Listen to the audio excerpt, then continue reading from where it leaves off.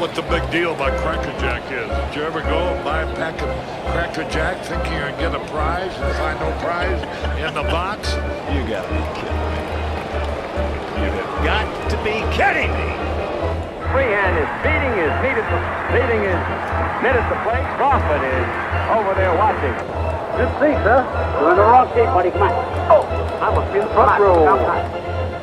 Hey, how's everyone doing out there? Welcome to Word Hole Media presentation of Enemy of My Enemy. I am Pete, and happy opening day, everybody! Happy opening day. I'm Ryan. This is Enemy of My Enemy. I am a lifelong Detroit Tigers fan and a diehard Chicago Cubs fan for the last 25 years. Pete is a hardcore, lifelong White Sox fan, and more recently a Milwaukee Brewers fan, as they've become the nemesis of the North Side, just to spite me, I think. So that makes us Enemy of My Enemy. Happy opening day, yes. I've got a question, though. Is it really opening day? Like, do you have Netflix? Well, yeah. So, yeah. Do you want to talk about a rub, about a way to alienate your audience and peel back? They've made so many strides on moving forward. Speeding up the game, getting a younger audience. But maybe like the younger audience doesn't mind it's on Netflix because they own all these streaming subscriptions. But I think for the longtime fan, having to watch baseball in what is essentially, I think, 5 different outlets now or something like that is crazy. Because I also saw like there's some exclusive games on Peacock tomorrow too. Yeah, tonight is Yankees Giants on Netflix exclusively. Yes. I had Netflix for a month back in December because they had the NFL games on Christmas Day. And then I canceled that. And I was thinking about getting it tonight, but there's not another baseball game on Netflix until it's not even a game. It's like the home run derby in the All-Star break. That's all they've got. So it's not like you're getting a weekly game if you subscribe to Netflix for this. So fuck it. I'm not doing that. I don't need Netflix anyway because I'm going to be watching baseball every night for the next 6 months. So it's pointless. So and I don't really care about the Yankees or Giants. That's another part of it. But it is so confusing. It's funny you mentioned that. Let's do an impromptu segment, I guess, just on how to watch baseball in 2026. I have had Fubo streaming service for years, but they've gradually lost NBC. They didn't have TNT or TBS for the college basketball tournament. So I had to get HBO Max just to get all the games for the tournament. I just canceled that, and I'm canceling Fubo because YouTube just came out with a sports-only package streaming service. It gives you local channels and then all the sports channels you need. That at a reduced cost. I was paying $96 with tax for Fubo a month. This is down to $60 with YouTube. And I get all the channels. I was having to go to multiple things for Fubo. So that solves that. Except in Detroit, the Tigers and Red Wings just launched their own network. And it is not on it is on Fubo still, but it's not on YouTube TV. So I've had to subscribe directly to Detroit Sports Net to get what I thought was Tigers and Red Wings games because they're both owned by the Ilitch Corporation. I hope that works tomorrow when I go to watch my Tigers tomorrow afternoon. I have not been able to watch that. Apparently I just go to my MLB app, MLB TV, just like I do for out-of-market games.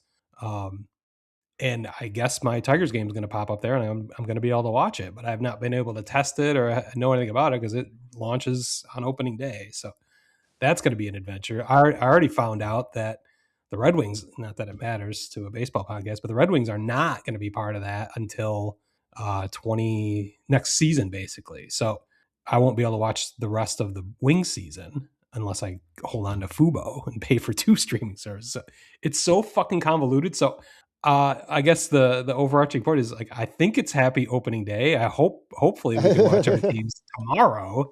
I'm going to reserve judgment, I guess, until we get that. Do you know how you're going to watch your Chicago White Sox you're playing the Brewers? Yeah, I just have to repurchase the monthly Chicago Sportsnet subscription. Yeah. That's the only way to do it. Is that $20 a month? Yeah. That's the exact same scenario for the Tigers and Red Wings. But you get Bull. Do you get Bulls? No. Here's the deal. So if you want all the teams, it's like $40 a month. Oh, if you wow. want one Blackhawks? team, yeah. Okay. If you want one team, it's $20 for that team. Oh, that's interesting. And you can cancel at any time. So that's the beauty of all these services. Like I just canceled 2 things last night, and starting up, you can do whatever you want, but it's just a pain in the ass to try to figure this out. Yeah, I mean, apparently, if I did get a HD antenna, I could pick it up through a local band. They claim. I got a HD antenna. They work great. I used it for Michigan State football tailgating last fall. It's tremendous. I don't know how well it would work in this building, but oh yes, it worked great in the East Lansing parking lot for me. I'm not sure how it would work in a brick loft. Yeah, pretty clear signal there. Yeah, but the other thing that's interesting, you brought the Fubo thing up. Like Hulu bought Fubo. Oh God. Fubo and get it right. Yeah, Hulu Fubo. See, it sounds better that way. It does sound better. Fubo. And one of the reasons they bought them was because of their sports connection. So what was interesting is I noticed that Marquee Network has now popped up as a local channel on Hulu Live, which it was never part of Hulu Live before until like a month ago. Of course, I'm in Michigan and I've seen Marquee on Fubo, but it's been on Fubo, but never on Hulu. But okay, that's it. But like in Michigan, it would show up, but then you switch to the channel and it said you're out of market, you can't watch it. So it's like, well, why did you pop up on my fucking home screen then? So I don't know. It's all confusing. Hopefully, we all get to watch our teams tomorrow. We'll see. But this is kind of the strangest opening day I can remember. Still fired up. We've got breaking news that we need to get to before we get to the main crux of this episode, our NostraDumbass annual prediction show. Cubs signed PCA to a long-term deal, kind of out of the blue. I've got some questions about that, and I bet you do too, because we've had conversations about these kind of deals in the past. So I'm curious to get your thoughts. But we've also got all sorts of crazy White Sox news, of course, because we do every fucking week. There's something new and crazy going on with your White Sox, the most unintentionally entertaining team in the world. You've got your best. Frank Thomas is your best White Sox in history, isn't he? I mean, he's the best. Yeah. Is there anyone above that? Yeah, no. Yeah. All right. He's suing the White Sox. Again. And you've done I hear you've done some hardball, deep throat investigative journalism on this. Yes. We'll get to that. I've got my own anonymous tipster that I got a text from this morning on this subject. So we'll try not to reveal his identity, although I think I can reveal his name rhymes with Juan Shanapik. But that's not all the White Sox news we have to talk about. We've got a potential new stadium. Like location. Someone said on the last podcast. You said you had another property in mind, but on the far west loop. But we'll get to that. But I think we might. We've got a lot to get to. So let's go ahead and jump into the news. I guess we have to start with PCA getting his extension. It's his birthday today. Not only is it opening day, it's his birthday, and he was awarded $115 million in a 6-year deal for his birthday. So happy birthday, PCA. Jesus. Is Rick Hahn the new GM of the Chicago Cubs? This is eerily reminiscent of deals we talked about at length back in 2019 and 2020 for Yohan Moncada, Eloy Jimenez, and Luis Robert Jr.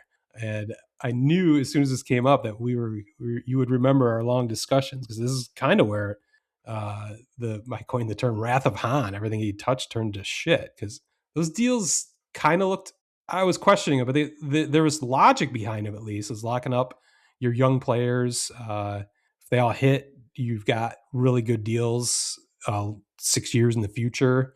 They'd be highly underpaid at that point, so the White Sox would be saving all sorts of money. That's the similar idea with this PCA deal for the Cubs. Details were just coming out this morning, just before we jumped on. It's a really backloaded deal. He's getting it doesn't start until 2027, so that buys him out through 32, which means they're buying out his 4 remaining arbitration years, and then 2 years of free agency.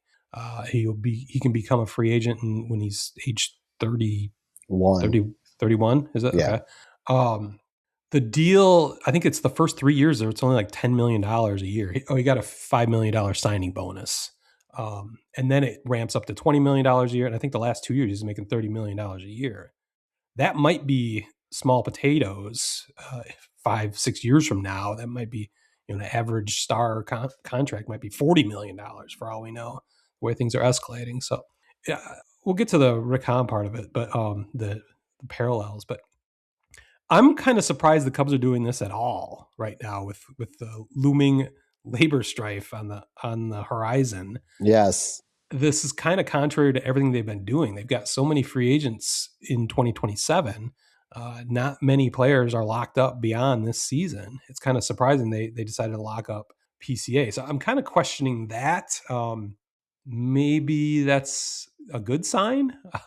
As the last time we had heard anything from Tom Ricketts, he was telling us to enjoy this season because this with a thinly veiled threat that this is going to be the last season we would enjoy for a while.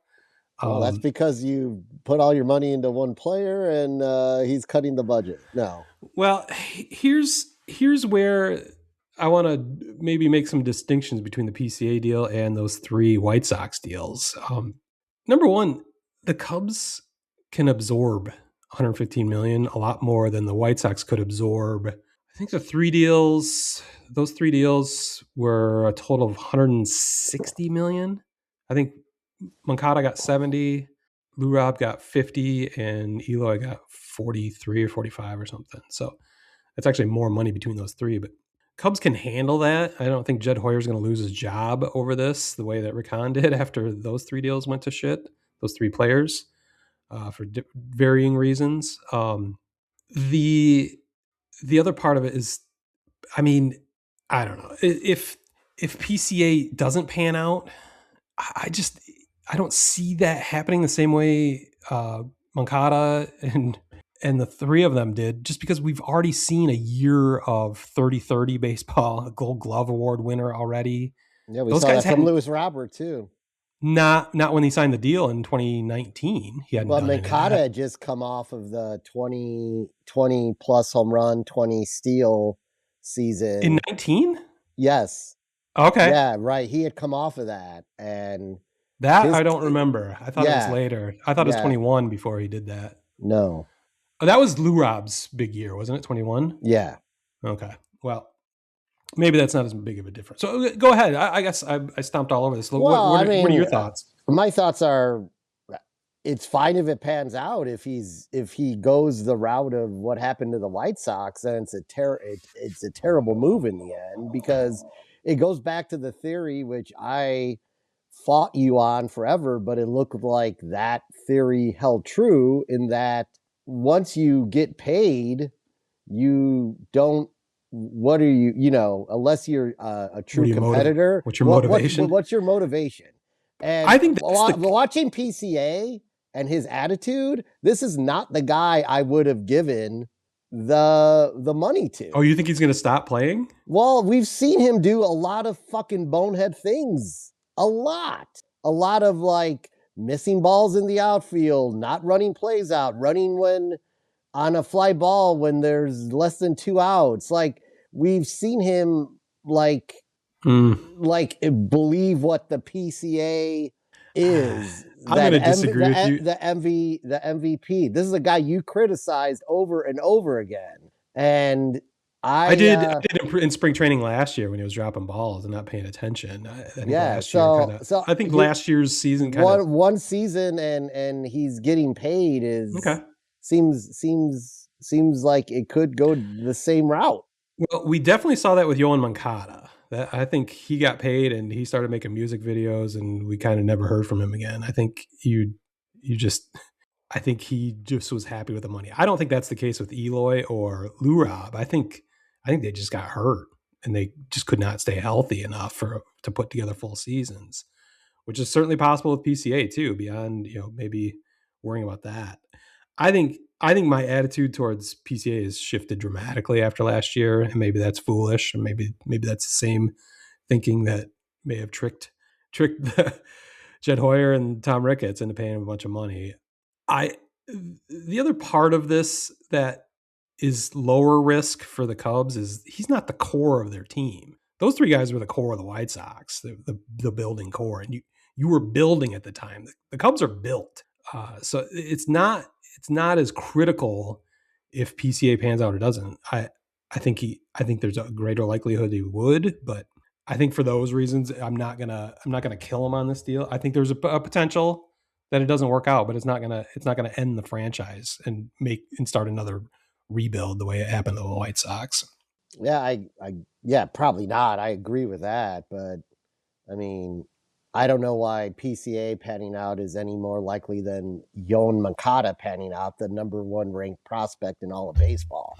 So, like, I'm just saying, like, it is exactly the same risk that you assess with the White Sox. So I think it's similar, but it's not. PCA won a Gold Glove already. He hit 30 home runs and had 30 stolen bases. The base stealing of the defense does not go away. The home runs that might be an aberration. Maybe that's his greatest season. But the rest, I think I think his floor is much higher than what we saw of Moncada. So we'll debate that. This is fun. We'll debate this for all time now. We've got these parallels because we've certainly talked about these kind of deals a lot in the past. Regardless, it's a happy birthday for PCA. I guess we'll see how it goes. All right. Do you want to talk? We've talked some White Sox already. Should we talk more White Sox? We've got plenty of things I want to talk about. I know you do too. Well, yeah. I mean, the ever so angry and bitter ex-White Sox Frank Thomas is in the headlines again. He was recently in the headlines for being miffed about being left off of a Black History Month graphic for firsts in White Sox Black athlete history. It was left off a graphic, and he went scorched earth on the White Sox online. Is this a month later? I think about a month later. And, he was taking receipts, and apparently this is a receipt he was taking. He did say he was taking a receipt. Yeah. And he's expecting a receipt of some money for what he is claiming that Nike and Fanatics and the White Sox are illegally using his name and number in an unauthorized manner on the City Connect 2.0 jersey. I did a little bit of research on this. It sounds like he's only suing them for like $50,000, which is kind of funny. It's such a paltry amount. It seems like this could have been settled out of court and pushed away quietly before it got to the public to be another weird moment in White Sox history. Yeah. It's specifically the City Connect jersey, the new one, the red and black, kind of the Bulls version of it. And they've been selling Frank Thomas versions of that online, which he obviously never wore. Yes, but I mean, they sell Frank Thomas shit all over the place. I mean, older jerseys. So I guess this is like kind of a clerical error, like just a one example detail that they've overstepped what they can sell with his name on it. Like they can sell his name on a classic pinstripe black and white Sox jersey. They can sell it on a black jersey. They can sell it on the gray roads, but they can't do it on the City Connect because those are new. Am I understanding that correctly? Yes, essentially. When I did my research, what I found was your own hardball deep throw research over there, investigative journalism. What I found out is over 6,000 former players are represented by a company called Major League Alumni Marketing. And anytime we do see a former player's name and number being sold at any outlet, like Fanatics or the team stores, that has been licensed and approved by that player.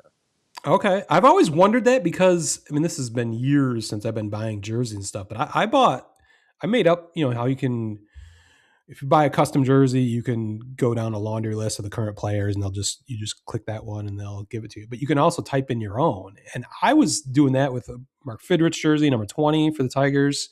I did that with the Tom Brookins. I did it with an Al Kaline. I think this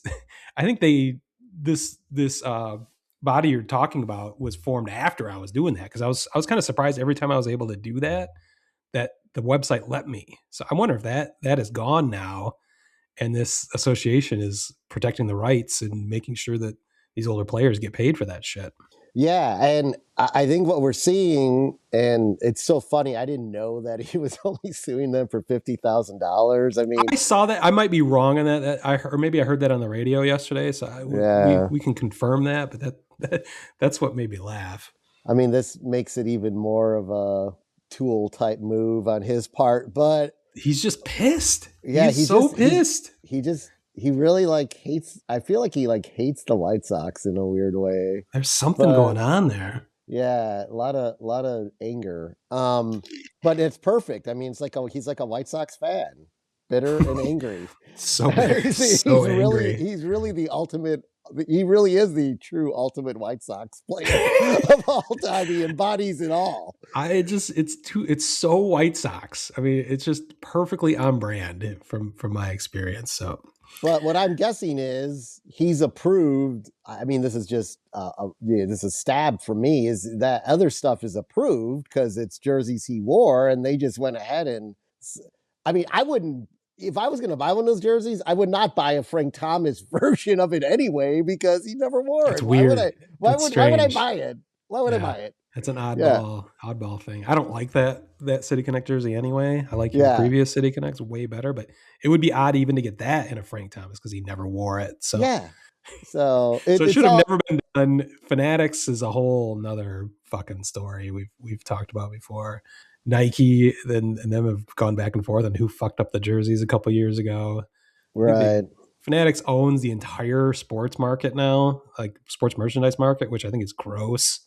Because I think they put out really shitty products. I don't like their T-shirts; they're flimsy. We've seen all the issues with the actual stuff on field. It seems to have been resolved, but I'm not surprised that they had some kind of oversight like this and are now getting sued. Yeah, I mean, he's probably right. He probably will get his $15,000. I hope he does. I'm wondering if his attorney's fees total at least $50,000. Yeah. Actually, that reminds me. I did get in the realm of hardball deep throat investigative journalism. I did get an anonymous tip this morning, just before we went on the air, that said my friend, who is an attorney in Texas but went to law school in Chicago, went to law school with Frank's attorney. So we've got a little bit of insight. They don't have contact anymore, but he said he was a really good attorney and a really nice guy. I guess this guy has done some NFL lawsuits involving CTE. Dave Duerson, I think, was one of the cases. Yeah. So this guy's the real deal, and I know someone who knows him. So I don't know what that's worth, but I thought that was crazy that I got a tip just before the show. I mean, we are turning into a real newsworthy outlet right here. I mean, this is it's incredible the research and time that you and I put in to make this quality content for everyone out there. I mean, there was so much research happening. We had to delay the podcast by a half hour this morning. I was getting too much information in. So yeah, I mean, we're essentially like, you know, you're really going to see all the research and brilliance as soon as we get to the final segment today, NostraDumbass. That's where it all falls apart. That's where it all comes together. All the real research and knowledge. Nice. I mean, we know one thing. We'll pick the NLEs correctly, and then the rest of it's a crapshoot. So. Oh boy, we'll get to that. But I tried to. We kept picking the same teams for years, so I try to change things up. So it'll be interesting. But we're not done with your White Sox. No, now we got good news. We got good news. We'll see. I laid the gauntlet on how dumb sports radio was being about the Sox moving to Indiana on the idea that Justin Ishbia it wasn't getting involved in eventually buying the team to move them to Indiana. He was going to find a way to keep them in Chicago and use his money to do so. Mhm. Now, I thought, to your point, I did not call the location correctly. I thought he Who would would have? I don't think anyone get would the have seen that West coming. Loop, but apparently Chicago's game for making the area around the 78 where the soccer stadium is going into this mega attraction area for downtown Chicago, because he is under contract to purchase a 47-acre Amtrak rail yard right across the street from the 78 along the Chicago River. I mean, you want to talk about beautiful area for baseball. It doesn't look that way now, but I mean, wow. We talked about it 2 years ago now, when the original renderings for the 78 came out, and it would seem perfect, right in the South Loop there. You got the skyline right there. You could actually you could decide to build the stadium facing the right direction finally to show the skyline, which they failed to do in the late 80s and early 90s. This is a directly adjacent, right across the river from the 78, which no one ever considered that to be a potential landing spot because Amtrak owns it. It's a giant rail yard, which I know intimately well. Every time I've come into Chicago via Amtrak from Michigan, I've gone right through the middle of that property. And every time I've gone out to the western suburbs to visit friends, the Metro line goes right through the center of that property and then out west. So there's some logistical questions going on that I've got for this, like how this is going to work. It's under contract. So this is happening. Ishbia is buying this property. It has been assumed it is for a White Sox stadium. I don't think that's actually been reported. Like that's been confirmed. I don't know what else you'd do it, why you would buy that, but I think it makes perfect sense. This is the location for the new stadium. I don't think that's been confirmed. But the real question I have is, how long is this going to fucking take to get a stadium built on a property that's it's in use right now, and it affects people every day, millions of people every day, including freight train, like the BNSF is like the largest freight train company in the world or in the United States. So that runs right through that area too. So are they going to I've got first question. Are they going to build the stadium on top of the railways? Do you think like it'll be up kind of in the air somehow? Like well, the part that he's buying though is the rail yard where and when you look at the picture, the yard area is basically unused by that. That's why they're looking to sell it. This is why I've been through this 100 times, more than 100 times. The rail yard is on both sides of these rail lines, the Amtrak and the Metro. When you come in and out of Union Station, you go right through the middle of this rail yard. There's empty tracks, old trains that they're working on, all sorts of tracks on both sides. So the useful lines every day that are being used are right in the center of this property. So you could reroute those, I guess, around the edges, but. And I've heard that the bulk of the rail yard, the extra tracks that aren't being used constantly, but are used for maintenance and on train stuff, that's supposedly moving a mile south, which ironically enough, I think it puts it right near Sox Park, existing Sox Park. I don't know how far a mile is from the yard, but I don't know. I think it's clear, obvious he's buying this to put the White Sox there, but I think it could be 10 years before we actually see a stadium or play a game there, because you've got all the infrastructure you have to remove and remove or readjust. Whereas, if they had just bought the 78, that's an undeveloped park, basically. It's all that you can start. I mean, the soccer team started building on it this spring. So this is going to be a long process. I think it would be fucking awesome eventually, but are we going to be alive by the time this is finished? Like, I think it's got to be a 10-year plan. Yeah, I have no idea because that's not my area of expertise, infrastructure and building on top of rail yards. So I would imagine that he's purchasing it with the idea that somehow there's a way to get something done in time when this current contract runs out, or there is a way to do some sort of minor extension until the stadium's done. But I think they have to, because when did we say the lease was out? On 5 years, Sox I Park? think it's 5 years from now, 4 years from now. Yeah, it's coming up. So I think if they were building on the 78 right now, that would be doable. But yeah, I think there's going to be some kind of lease extension to keep them in Sox Park, current Sox Park, for a while. I like this idea. I think it would have, the new stadium would have to be called Sox Yard instead of Sox Park, since it's being built on a rail yard. What do you think of that branding? Oh, I don't know. Comiskey Yard? Oh God, Reinsdorf Yard. Reinsdorf Yard, yeah. where dogs go to poop. I just like the yard aspect. Yard. So we will be hearing more about that for the next decade or so, I think. So that'll be fun to pay attention to. But wheels are in motion, finally, with Sox ownership and a real piece of property to potentially move your stadium. Chugga, chugga, choo, choo. Congrats. Yes. I think that's all our breaking news. Do we have anything else? Did anything break while we were talking? I mean, there's so much shit going on today.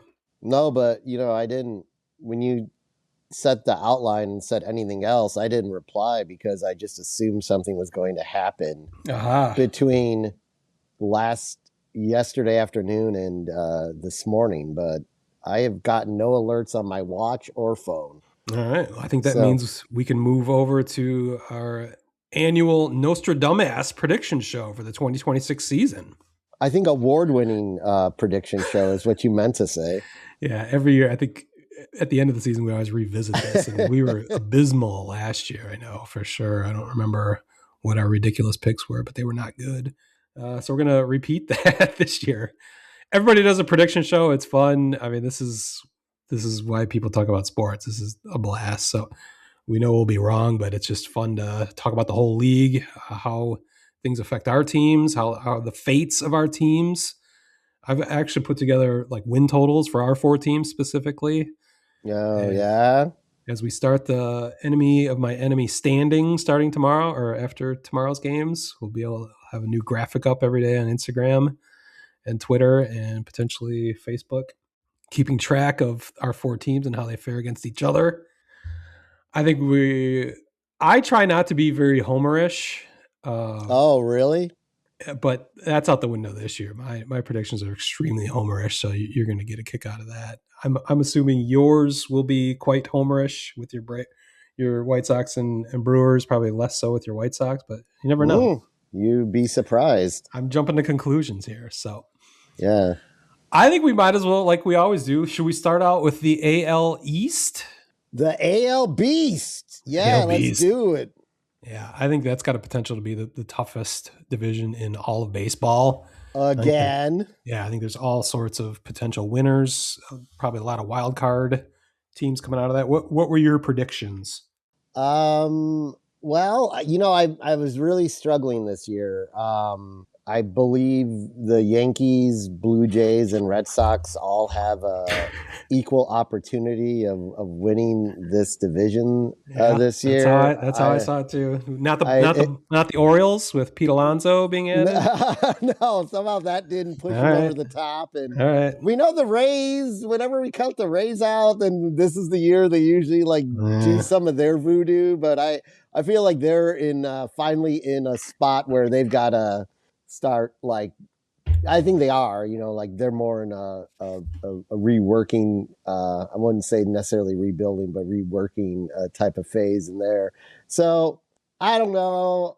It pains me to do this, but I'm going to go with the Bronx Bombers this year, the New York Yankees. They're going to have the AL MVP again this year. Again. So my member of my fantasy team, you may know him as the Judge. That'll bring me to victory this year. So Yankees for the AL East. Unfortunately, I see it identically to you. It's off and running. I've got the Yankees not running away at the division. I think it's going to be tough. And I have, of course, the defending American League champion Toronto Blue Jays. I'm going to have them in a wild card slot. And you mentioned the Red Sox. I like their pitching. I like their young offense, but it's not going to be enough to supplant the Yankees at the top of the AL East. I think the key to that was the key to my fantasy team. In the second round, I was able to draft Jazz Chisholm Jr., not to be confused with Chaz Chisholm Jr., as my fantasy team is named. I thought he was the key to the draft because he's by far the best second baseman available in the American League. So I think between those two, I think they're going to run that division down again. I share your thoughts about Tampa. They shouldn't be lurking, but they're always lurking. They always figure out a way to do it, but I think they're going to be down the ways a bit in the AL East. The interesting team will be the Baltimore Orioles, who seemed just 2 years ago on the cusp of taking that division by the throat. But they failed to make the bold move and trade for Tarek Skubal at the trade deadline and have kind of been in a tailspin since that. It's worked out for the Tigers. Thank you. But they added Pete Alonso, which has gotten a lot of people's attention. I don't see Baltimore making a dent, though, the way considering the powerhouses in that division. So, yeah. Unfortunately, we see things the same way in the AL East. I think we need to move now to our AL Central, the battle for the middle of America. Detroit has not won the division despite their playoff success over the last 2 years. They spit the bit and lost to the Guardians again last year. I am picking them to win the AL Central this year after additions of Fernando Valdez and, of course, the legendary Justin Verlander. Basically, the Tigers have done everything I asked them to do in this offseason. I wanted them to hold on to Tarek Skubal and optimize his optimal years, hold on to him as long as they could while he is the greatest pitcher on earth, maybe at least number one or number two. They're getting his prime years. They did hold on to him, and they went for it and built on top of that for this one last season, I guess. Adding Framber Valdez to the rotation, of course, Verlander, who's slotting in as their number 4 right now, has looked decent. They also have, as of yesterday, promoted the number 2 prospect in all of baseball, Kevin McGonigle, to the opening day roster. He's officially going to make opening day for Detroit. They actually start in San Diego tomorrow, which is really odd, but he joins an elite group of Tigers who are 21 years old to make their debut, which includes Ty Cobb, Al Kaline, and Alan Trammell. Pretty good group to be in. I just love everything the Tigers did this offseason. I'm not predicting they're going to win 100 games or anything like that. In fact, I only have them winning 88 games, which is just one more than last year, just because of the nature of baseball. But I think they're going to have less trouble in this division than they have in the past. I think the Twins have taken a huge step back. In fact, I think the White Sox might finish ahead of the Twins even. We've got the Guardians, who did basically nothing this offseason. I think they're going to probably finish third. The Royals make me nervous, especially when you pointed out the PECOTA projections have them like a game better than the Tigers. But I think Royals are going to be a problem. But I think the Tigers just have more firepower on both sides of the ball. So I'm going to put the Royals at second and have the Tigers finally winning the AL Central. Well, I don't see it your way. Oh, good. I think the biggest underestimated team in baseball this year is my Chicago White Sox. Oh my God. Okay.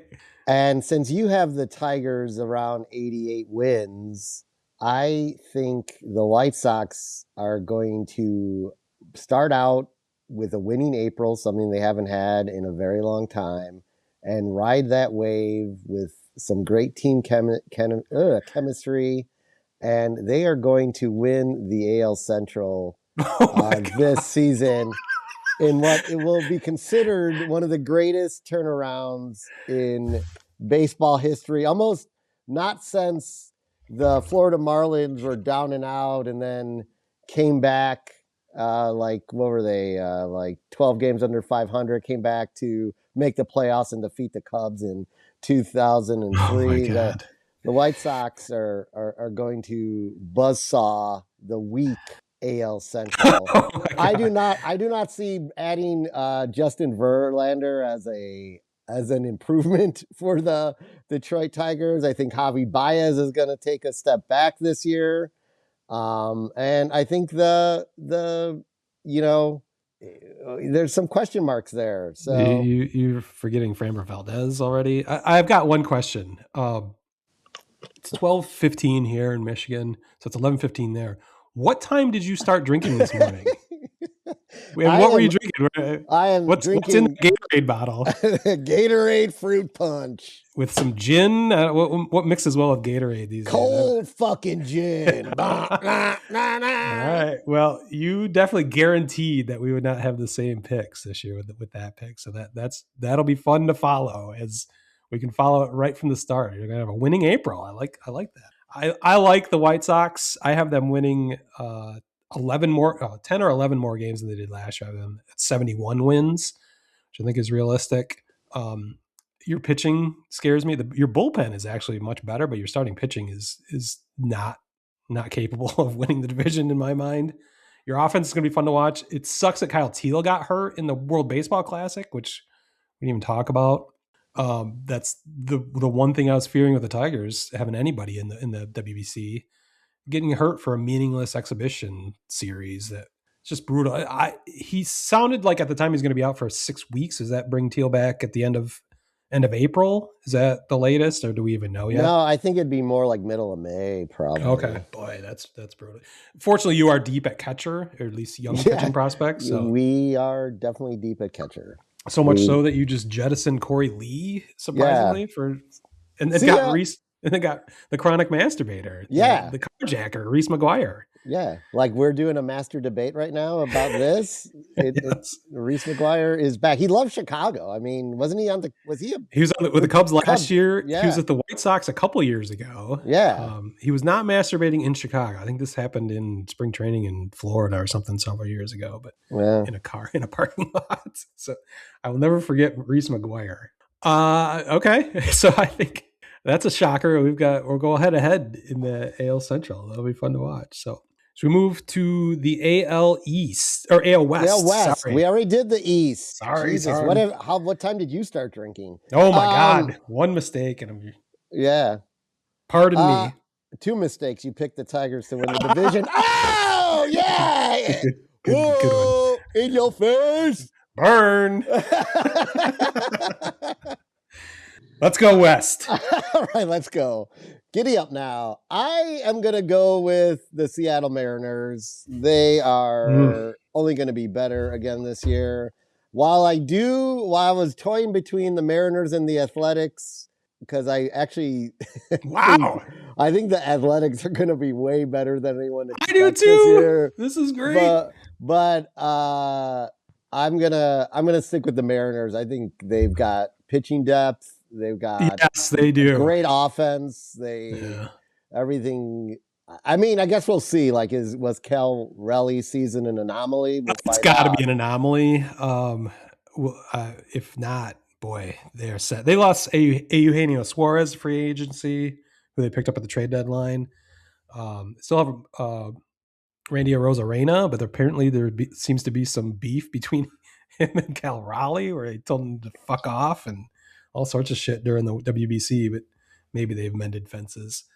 I love the Mariners as much as you do. Their rotation is ridiculous. It is. Just being we're in a AL only fantasy league, but they were basically their whole rotation went in the second or third round, or could have. It's amazing. I think the offense will probably take a little bit of a step back, but I can't see Raleigh doing what he did for my fantasy team, my championship fantasy team last year, the Capital City Dirtbags. He was my second catcher last year. I had Sal Perez as my first. So getting Raleigh was ridiculous. 60 home runs or whatever he hit. But even if he hits 40 home runs, that is such a tremendous asset out of your catching position. They're just way too much for the rest of that division, except for the team you mentioned. I had this as I've got the Los Oklahomento Athletics making the wild card. And I've seen in many places, people are asking the question, could they have the best offense in all of baseball? Could they score the most runs? being in that weird ass AAA ballpark in Sacramento that played very, very small last year. But the young power they have on that team with Brett Rooker, Nick Kurtz, who he could be an MVP candidate the way he played last year. Jacob Wilson, shortstop. They're going to be fascinating. I think I picked them just out of the blue, just for fun last year as a wild card spot. I'm picking them again for a wild card spot, finishing second in the AL West. Who the fuck else is in the AL West? Houston, they're always Houston, annoying, but LA Angels, who are going to be disaster in Chicago this weekend playing the Cubs. I just heard a little tidbit. They do not have a traveling radio crew. They don't have a radio broadcast on the road. The Angels. It is that sad in wow, the second largest market in America that they won't pay for their radio team to go on the road. That's the state of affairs with the LA Angels.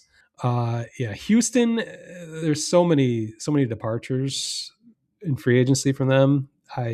They're going to struggle, I think. And that's it, I guess. So, yeah. The West, I just don't give a fuck about West Coast baseball. That's what it comes down to. I just don't pay attention, especially since I maybe paid a little bit more attention when I was in Chicago, but since moving to the Eastern time zone, I'm not staying up to watch those teams play. It's just annoying. So that's probably my bias and my ignorance to some of the details going on out there. But I think I like our picks since you and I picked the exact same thing almost. Yeah, great. Should we move to the National League and the East Coast? Yeah, let's go. This could also be the best division of baseball, or the most heated battle in all of baseball. After the American League East, I'm curious to see where you went for the division winner of the National League East. I'm sticking. I believe I did this last year, if I remember correctly. I'm going to stick with the New York Mets.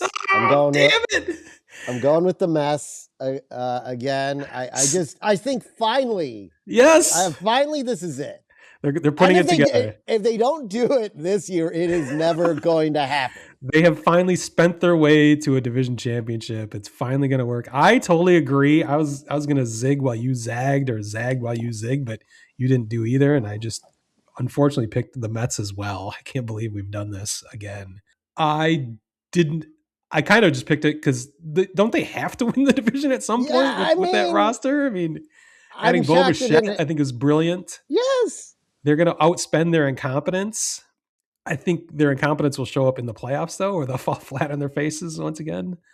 But yeah, I think it just seems like way too much not to win that division. There's tough competition, though, in that division. Yeah, no, there is, especially with the Phillies and the Braves. But I mean, are the Braves where are the Braves at this point after last year? I don't know. If they stay healthy, which they're already not healthy. What's his name? Their starting pitcher already got hurt. But anyway, yeah, I feel like injuries have always derailed the Braves, but when they're healthy, they're right in the mix. I've got them winning a wild card slot, but you've also got the Phillies in the mix, which they should be right there too. I've got the Phillies. I do have the Phillies winning another of the 3 wild card slots. So yeah, I've got 3 NL East teams in the playoffs.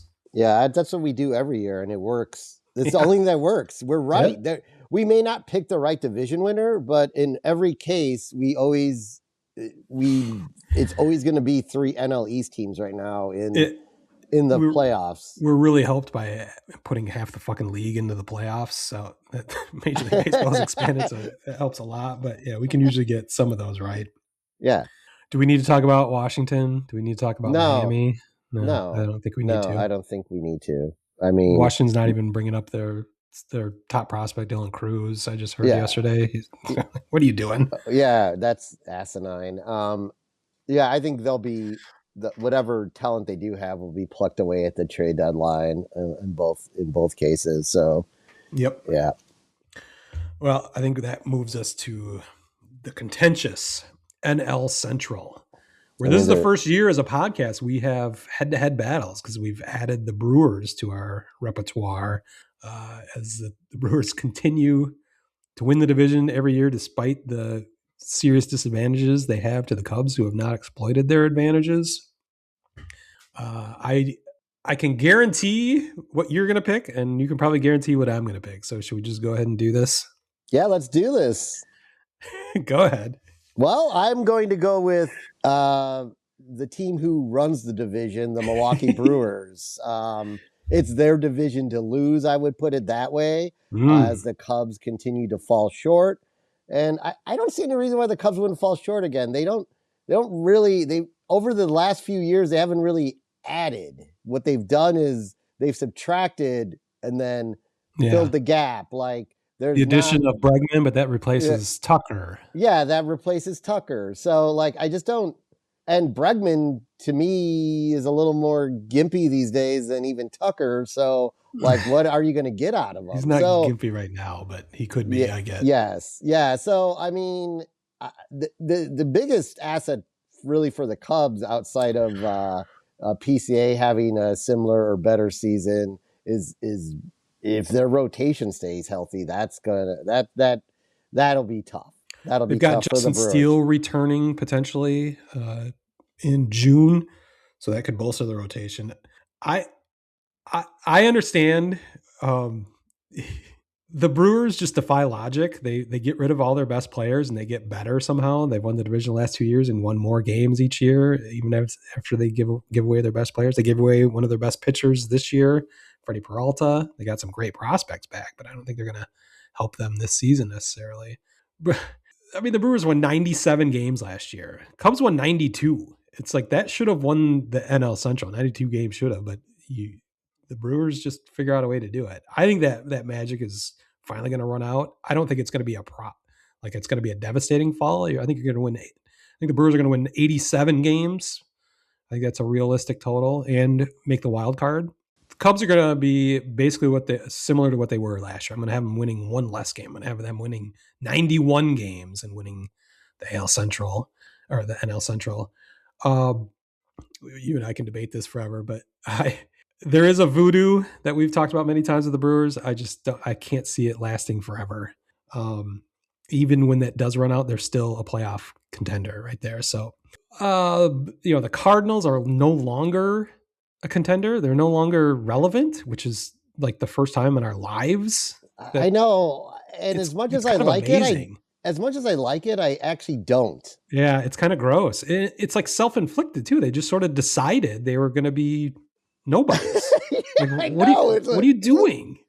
They traded away their best players, and they're hoping for some prospects to come up, but they're the architects of their own demise and don't seem to be doing much about it. So, I see what you're saying about it. Kind of sucks that the Cardinals should be good just for the sake of baseball. Yes, but I hate the Cardinals so much. I revel in it, but yeah, it seems wrong.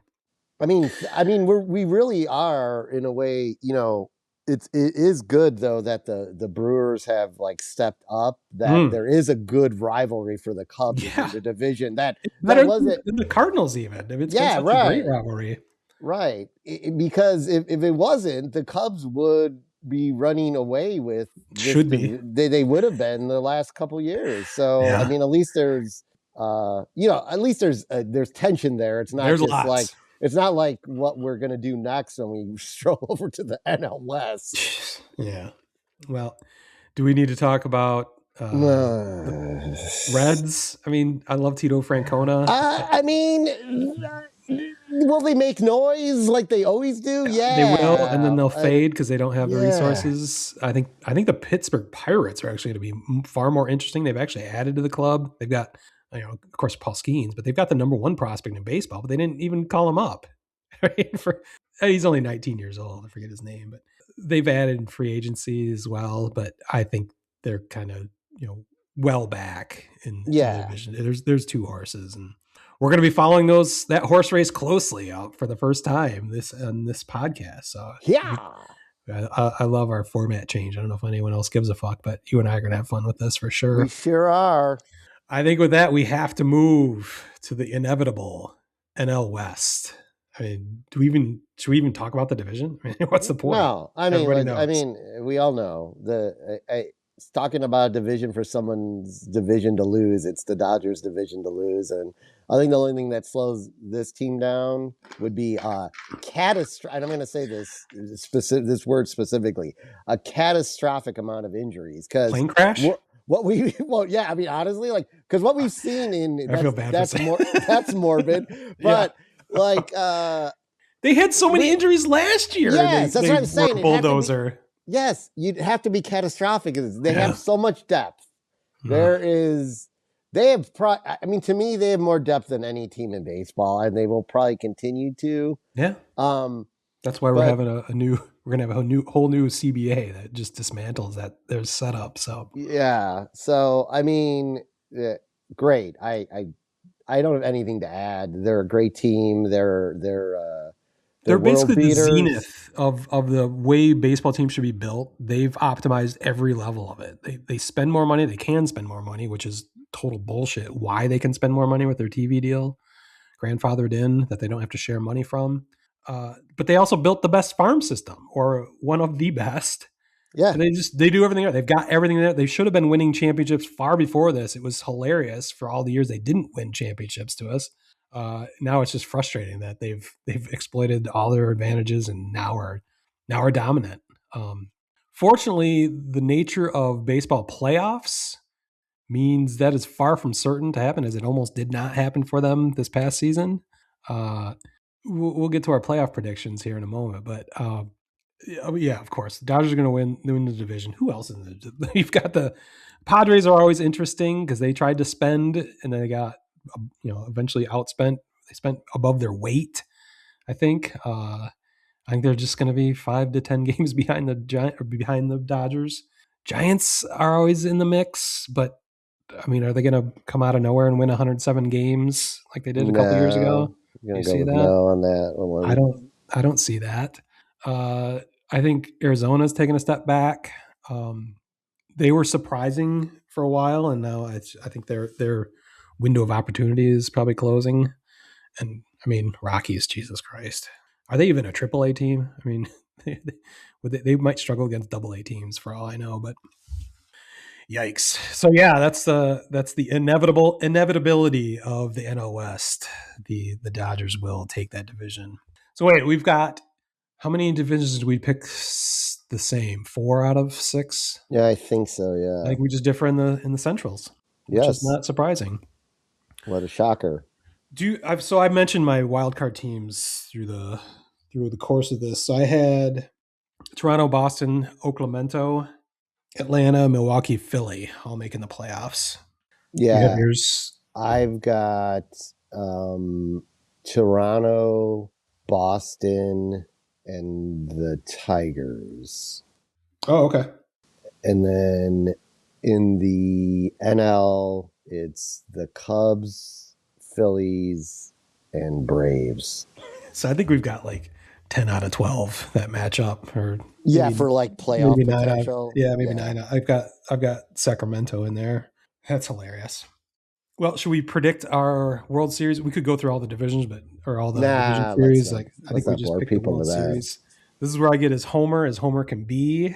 As I have my Detroit Tigers winning the World Series over my Chicago Cubs in 7 games. Didn't you do this last year? I've never done this. I've always refrained from doing this. Didn't they once play in a World Series? Don't you have a painting of that or something? They played 3 or 4 times in the World Series. They won in 1935. That is a painting I have in my house that you pointed out. Hey, did you know the Tigers are playing the Cubs in this game? Yes, that is why it's in my house. Yeah, they played each other 45, 35. I want to say like 1908. They played each other a lot in the previous century. They will play each other once again in 2026. I will have heart attacks. Well, that's not good. 2 weeks straight. Baseball will end forever after the 2026 season, but I will die a happy man as the Tigers win the World Series in 7 games over the Chicago Cubs. Wow. Basically, I've got more predictions involving that. I'm saying the Cubs are going to trade for Joe Ryan at the trade deadline. to get away from the Minnesota Twins, it will be a disaster, but to get that asset away from him. And I've got the Tigers adding to the rotation, getting Sandy Alcantara or Alcantara, depending on how you pronounce it. So those are the reasons I think the Tigers have already decided they're going for it this year. They're not going to slow down at the trade deadline. They've got assets in the farm system they can give away for pitching depth that I think everyone needs at the deadline. So they're going for it, and they will take it. All right. Wow. What do you think of that? Could be the worst World Series in the history of baseball. Almost worse than this year's World Series. Both teams, just in my defense, both teams were one game away from making it to the division or to the championship series in both their leagues. So it's not like out of nowhere these teams come in. Much like your White Sox just come in out of nowhere. Are they winning the World Series? They are. We have them winning the division. They are not going to win the No. That's a year away. That's next year. Here's an early preview to next year's prediction show. White Sox win the World Series. Okay. All right. Anyway, there will be no prediction show because there's no season. That's why they're winning it. Can't lose if you don't play. The show. All right. This year's World Series. I hope you're sitting down. I am. Drinking that Coke Zero. It is going to be the Milwaukee Brewers over the New York Yankees in 6 games. That's such a depressing idea. Right. It is a great idea. It'll be fun to watch. The Yankees will try to hit their way out of it, but the Brewers pitching and bullpen will stand stout, and they will get late inning heroics from their team and pull this out. My question with that scenario is, wouldn't Pat Murphy have to retire immediately after that Game 6 victory in the World Series? Like, how could things get any better for him? He'd win the NL Manager for the third year in a row. He'd then finally win the World Series on top of that. He'd be the greatest manager in Brewers. He already is the greatest manager potentially in Brewers history. What would he have to accomplish? I think that would be the end. Do the Cubs try to get him down? The Cubs hire him away. Yes. I like that. Yes. And he finally, Craig Counsell now realizes he's shit and goes into hiding and becomes a recluse because his backup, his successor wins the World Series with his prior team that he got all the accolades for. Then comes in and wins the World Series with the Cubs a few years later. He's going to win Pat Murphy's that good. He's going to. Wow! These are all scenarios I had not considered before this moment. That just blew my mind. Oh my goodness! I love the idea of Pat Murphy retiring from the Brewers only to go to the Cubs. Wow! Craig Counsell. It turns to a life of crime. Of crime. Oh wow! This has far exceeded my expectations for NostraDumbass 2026. I want to live up to the name. I'm going all in this year. You have definitely gone in with your White Sox winning the division and Pat Murphy winning the World Series, and then going to the Cubs. This is I can't wait to write these headlines. Okay. Anyway, let me put the crystal ball away. Well, that was all worth it. Do we want to do Cy Young MVPs? I can do it. I'm prepared. Unlike last year, where I was wondering if you prepared. I prepared this year. Okay. What do you got for league MVPs? I alluded to it. I'm going with Judge and Jury for the AL. Yep. And I'm going to be boring and go with Ohtani for the NL. I got Ohtani. I think everyone's got Ohtani. The only way he doesn't is if he gets hurt. He's going to be pitching much more this year than he did last year. So that, he's another level of human. Like they need a different league for him, a higher division than Major League Baseball. He just belongs on a different plane. Right. I've got Cal Raleigh winning the MVP as he should have last year with the 60 home runs, despite Aaron Judge's tremendous year. I think a catcher does so much more on the field, both sides of the ball, and he hit 60 fucking home runs. Like, what does he have to do to win an MVP? I'm going to give it the to Yankees. him. Yeah. If he was on the East Coast, he definitely would have won. Yeah, if he was on the Yankees, he definitely would have won. So that's a great point by you. For Cy Young, of course, I've got Tarek Skubal winning his unprecedented third in a row. I don't see why he won't. I don't see anyone challenging him in the American League as on their way to a World Series championship. I'm going to go with Garrett Crochet on that one. I had him last year, I think, and I think that's a great pick. They were both on my fantasy roster at one point last year, my championship team. I think it's a great pick by you. I like that a lot. If Skubal's going to take a little bit of a step back, I think Crochet could fill that void easily. For NL, I'm going to go Yamamoto. Just the inevitability of the Dodgers. I think it sucks, but that's that's the pick I'm going to make. Who do you have? I'm going to go with. Well, I'm going to go with a repeat for Paulie Skeens.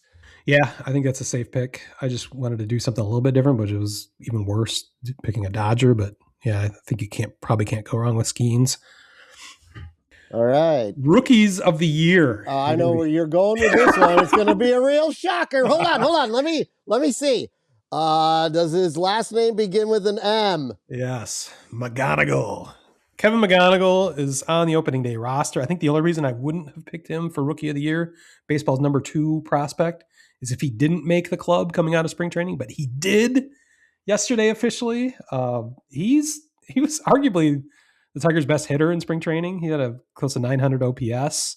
His defense was the only question anyone had, but he's been great. Every game I've seen or heard people talk about, he's been tremendous at short, at third, wherever they put him. He puts in the work and is not just average. I think I call him above average fielder, so that's what got him on the major league squad to start the season. I think the only thing that was going to hold him back was the defense, and has not been a problem. Gives the Tigers tremendous depth, tremendous flexibility because he can play all over the place. Tigers have options at short, at third, in center field. But McGonigle is, as I mentioned earlier, joining the pantheon of Ty Cobb, Al Kaline, and Alan Trammell as 21-year-olds to make their debut with the Detroit Tigers. Congratulations. I think I know what your pick is going to be for AL. I'm going to go with something that is the baseball loophole. When a player comes over from Japan and is more of a veteran player, they have a tendency to win Rookie of the Year or from another country because they Jose Abreu for the White Sox from Cuba. And I'm going to go with Murakami just because there's that they know they don't know the AL MLB season, but they have that seasoning that a real rookie doesn't have. How old is he? 20? Is he 26? Or 26, 27, something like that. Yeah, so he's he's just older. He's a man. He's not an adolescent growing into manhood. He's already a man, and we've seen what he can do in Japan. And see plus, if that translates. Sorry, go ahead. We'll see if it translates in the major leagues. I think there's good reason to believe it will. I think the only problem is he's going to strike out a shitload. But if he hits 40 home runs, it's going to be hard to not give him AL Rookie of the Year. Yeah, and I think since they're going to win the division too, that that makes him the shoo-in. But honestly, your pick is very solid. He looks like the real deal, McGonigle. So all joking aside, on that case, I was toying between the two, but I'm like, well, why am I I can't pick a Tiger again. I picked too many Tigers over the last few years. I picked the Tigers to win the division last year. That's enough. Enough. Well, you're going to be shocked with my NL Rookie of the Year. Mo Baller from the Chicago Cubs, Moises Ballesteros. He's actually like a backup catcher, but he's really a DH. He reminds me a lot of Alejandro Kirk from there's a lot of people of Kirk from the Blue Jays, but he's built like a fire hydrant. I'm not sure he's going to be catching very much at all, but he is going to be hitting the fucking ball. He looks like he was just born to hit. And I think he's really going to help the Cubs offense. this year and lead them to a World Series loss to my Tigers. All right. Well, I am going to go with my guy. I would have put this guy on my roster if we did NL players. Nolan McLean. Oh, the from pitcher the Mets? From the Mets. World Baseball Classic loser. Yes, but he had a hell of an end of the season last year with the Mets, and I think he's easily going to win Rookie of the Year this year. That's an interesting pick. That makes a lot of sense. As long as he can stay on the field. Yeah. I was hoping, I could pick a Brewer or something, but I just can't this time. So, not yet. Yeah. Well, I think that's a solid pick. Yeah, he was rumored to be in, whatever potential trade deadline deals for Tarek Skubal coming back to the Tigers from the Mets. McLean. Amongst others. So, yeah, I think that's a well-reasoned picks. I think the majority of our picks are well-reasoned. I'm actually surprised. There's a couple that are ridiculous. No, not any of mine. Not any of mine. Well, that was fun. That was a blast. Your Pat Murphy to the Cubs after winning the World Series just made my day.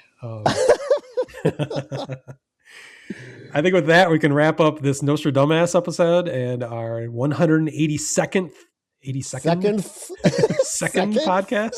The 82nd? Maybe our last.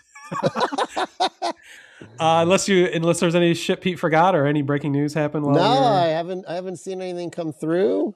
All right. Well, happy opening day for those who have Netflix or those who choose to subscribe for one day. You do have Netflix. Okay. Yeah. But I don't think I'll really be tuning in. I'll probably be watching Survivor 50. So. Oh my God. Yeah, I think I'll be following along on. I'll try to find a illegal feed someplace maybe. Whoa! We don't talk about that here. Sorry, prank caller. Prank call. Well, with that, we'll wrap up this episode 182 of Enemy of My Enemy. You can find us on the web at enemyball.com. You can find us on social media at enemyball, and you can find our YouTube channel. That I'm actually kind of changing things around a little bit. I've changed the website a bit just to feature way more videos, but you can catch all the videos at YouTube, youtube.com/enemyball. And you can find this podcast anywhere you'd like to find a podcast. So with that, I'm going to declare this podcast is over. Peace. Post-game show is brought to you by Christ, I can't find it. The hell with it. One guy poured beer all over my head. The guy said, how can you take that? I said, look, that man didn't do nothing. He poured some beer on my head. He's just showing he's a White Sox fan. There ain't nothing wrong with that. Sparky, a million thanks for, as always, the most interesting interview. And now today, let's just have a lot of thrilling baseball and not so many fisticuffs.